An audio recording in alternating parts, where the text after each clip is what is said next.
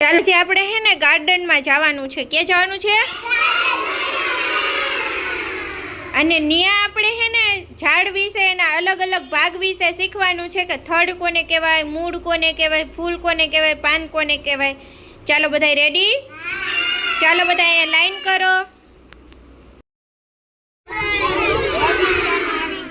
હવે તો જો આ ઝાડવું રહ્યો ને એના આપણે મૂળ, થડ એ બધું કોને કહેવાય ને એ આપણે શીખવાનું છે. ચાલો બધા રેડી?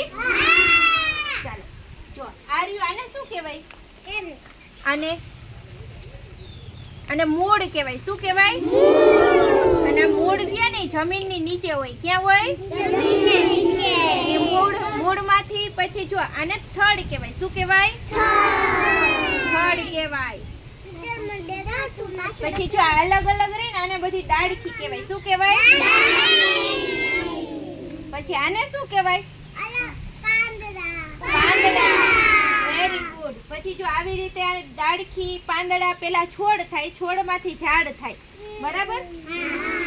હવે જો હે ને મોટું ઝાડ થાય ને પછી જો આવી રીતે એમાં ફૂલ આવે. શું આવે? જો આ કડી કહેવાય. આ નાની નાની રહી ને એને પેલા કડી કહેવાય. શું કહેવાય? પછી જો આવા સફેદ આમાં આ પપૈયાનું ઝાડ છે એટલે એમાં જો આવા ફૂલ આવ્યા. દેખાય ફૂલ બધાયને? પછી જો એમાંથી નાના નાના ફૂલમાંથી જો આવા નાના નાના પપૈયા થાય. છે ને? એવા નાના નાના ફળ થાય. પછી મોટા ફળ થાય અને પછી આવું પાકી છે. બાકી છે ને? પછી આપણે એને ખાઈ શકીએ ને? બધાને સમજાઈ ગયું?